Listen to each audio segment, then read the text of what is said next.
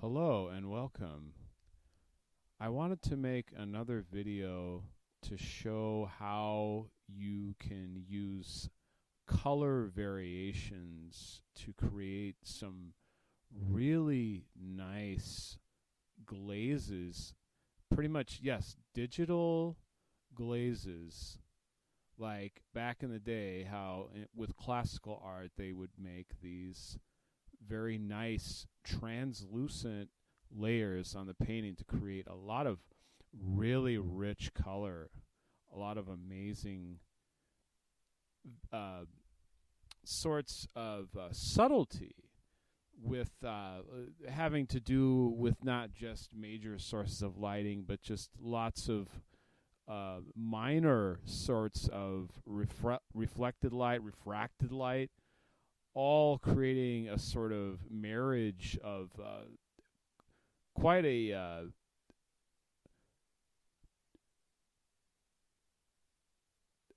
just an effect that you do see in a lot of the newer games, but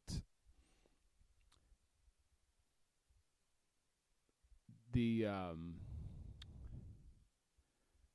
I'm just going to draw him now, though, because I just felt like starting one from scratch. I was going to draw like some kind of barbarian guy. And the funny thing is, like,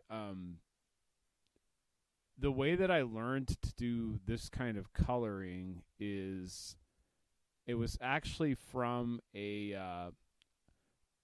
peripheral for a projector, like a video projector, because I have this NEC projector, and it was nice, except if you tried to hook up like component video to it, the colors were not very good, and so anyway, there was this circuit board called a Syntron that you could get for it. It's like a Syntron arcade board, and it was $30, and I thought I would check it out. And then, so I got the thing, and I was able to hook up the VGA. I was able to hook up the component video of like the video sources like games and DVD player, etc., into the VGA of the projector.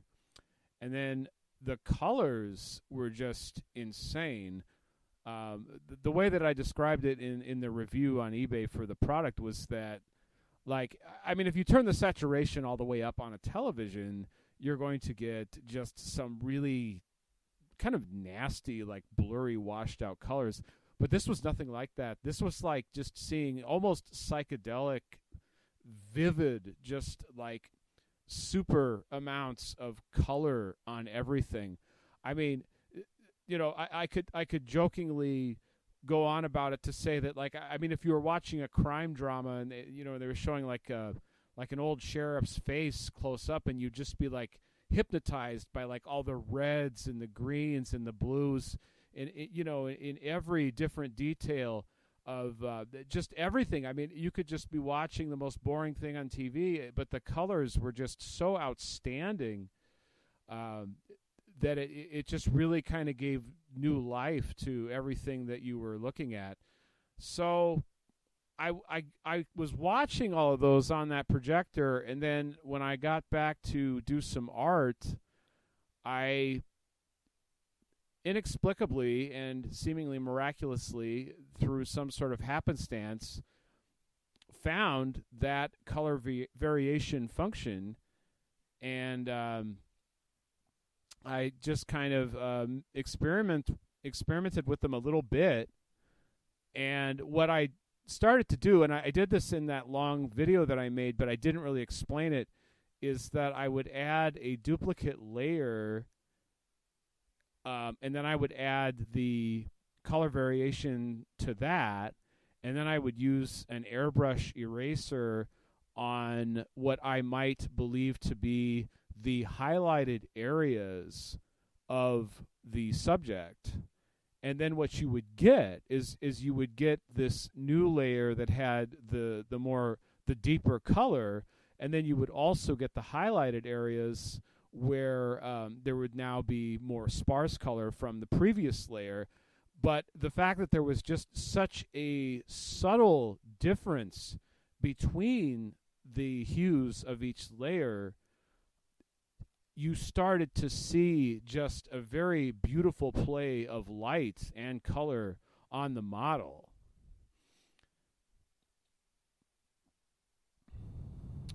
I was just thinking, though, you could probably use like different eraser brushes if you wanted to. Like if you wanted to make a much more bold effect, you could probably use a harder brush. You'd have to be a lot more careful. It would have to be. It kind of be the equivalent of like if you really know what you're doing with ink. Like if you know how to draw with ink and you know how to get the shadows just right. Like Sin City. That then you might want to use a hard eraser brush, but just for a lot of like subtle layers, the airbrush eraser seems to be just super nice.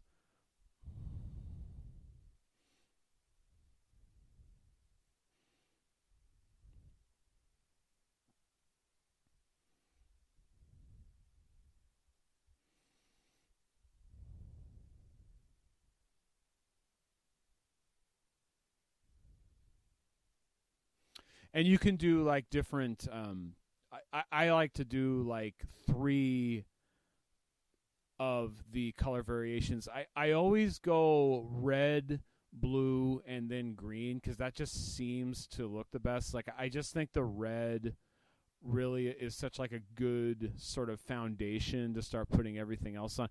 And I didn't do it here, but another one that I used to always do is then I would do a final layer on top where I would change the hue like by 100 points or more so that everything would, well, not everything, but like for instance, then the skin color would be purple, and then I would do like a swath of kind of airbrush erasing over all of that, and that would give everything kind of a dusk-like, very romantic effect, sort of like what they did to create sort of like a uniform sort of shading scheme for the Street Fighter Alpha, Street Fighter Zero games, really to try to give it that this dreamlike vibe where all the characters did have that kind of really nice kind of dusky magenta purple shadow color to them. But I stopped doing that. One of the reasons I stopped doing that is because like when you change the hue that much, obviously not everything's going to turn purple. Like other colors are going to just be switched to something else, and it doesn't always work very well.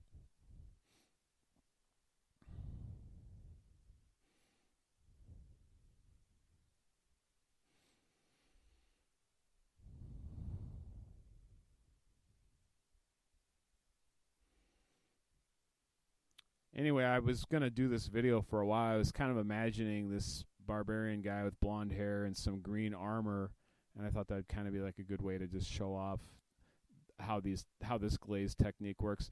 And I mean, I think people were noticing that I seem to have quite a command of the color in my compositions, but it's actually super easy. I have definitely demonstrated it in some other videos, but I haven't really explained it that well.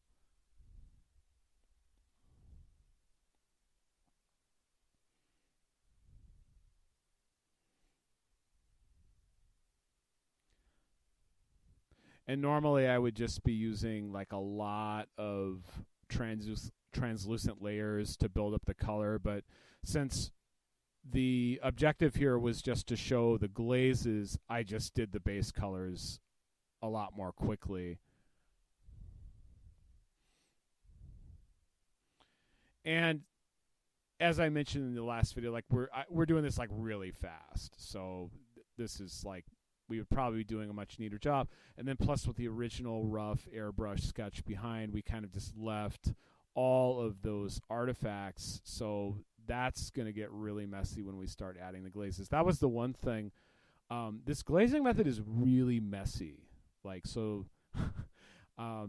yeah, you definitely have to get messy with this kind of composition.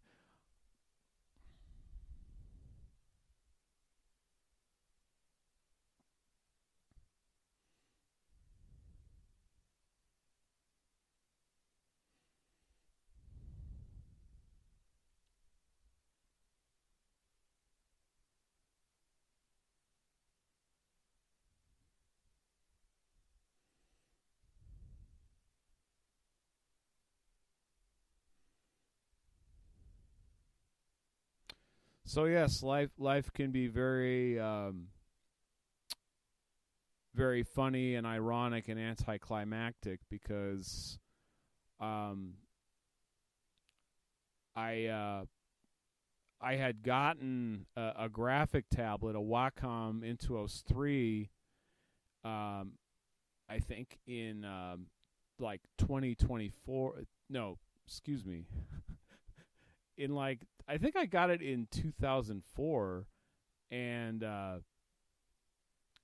all I could do with it for the first year or so was just scan in my colored pencil drawings and use the airbrush function in Photoshop.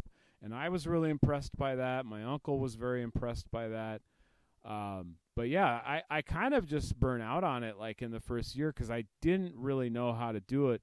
And it was much later, a German friend of mine remarked that I needed to learn about layers, and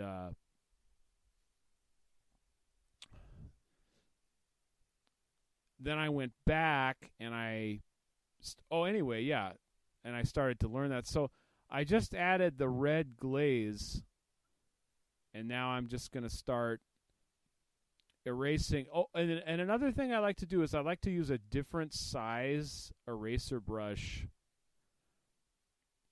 each time.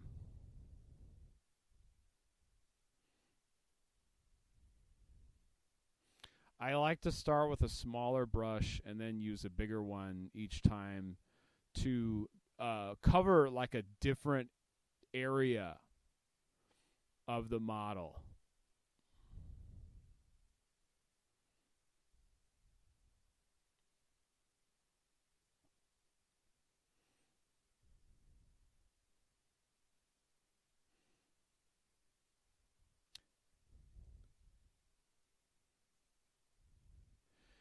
Yeah, speaking of like video games giving somebody inspiration for art, like that situation has gotten so hilarious for me because many years ago I would have been playing video games all the time and felt guilty that I didn't work on art.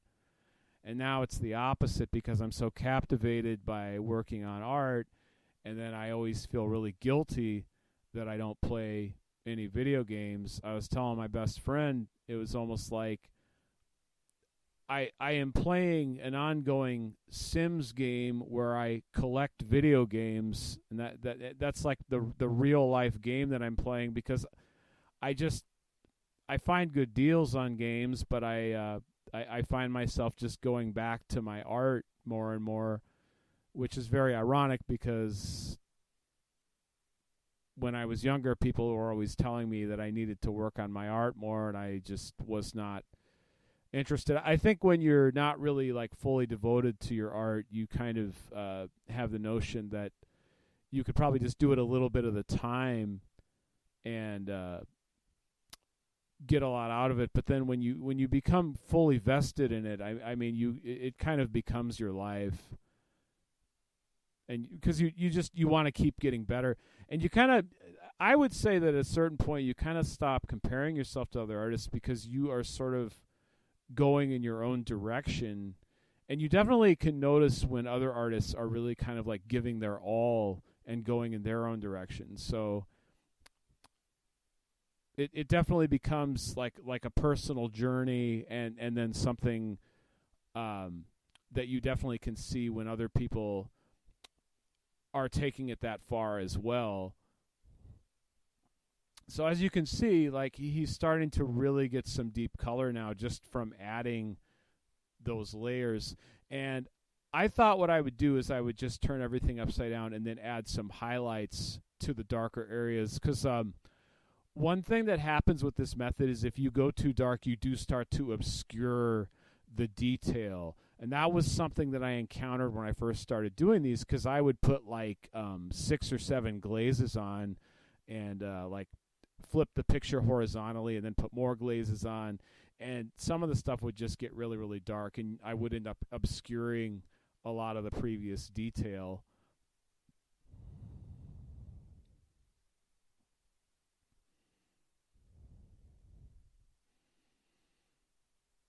As I mentioned in the last video, I mean, I think you can just add like a lot of crisscrossing sort of accents to the composition. And then I think the more you eyeball it, I think it just kind of starts to look like something. And I do defend that kind of random subtlety in art, because it seems like the more you try to draw something precisely the way you should draw it, the farther it gets away from you. But if you just kind of let it happen, you might find yourself able to do some amazing things that you did not even plan out.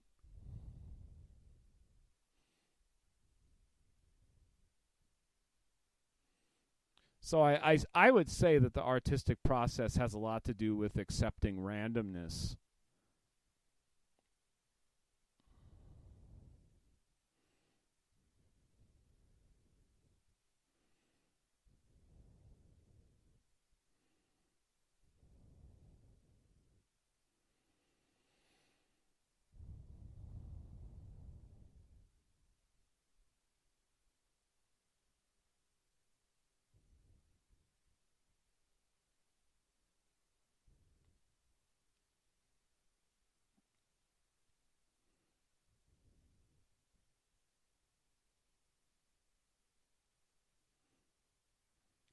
I just realized this guy kind of looks like the champion of gold from Legend of Limnier, which is a very beautiful anime.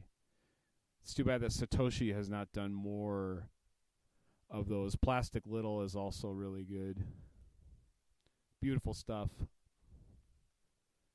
Very, very trippy. I loved growing up watching a lot of anime and learning from that. The only bad thing about that is it's like if you grow up like just seeing the anime and like trying to copy what you see, but you don't like have enough anatomical knowledge or any compositional sense, you're going to end up with something that kind of looks good to you, but then like the more you look at it, it's just going to kind of start to show like what is missing. But yeah, if you go back and study like I was talking about in my last video, then should be all good. All right, thanks. Have a good one.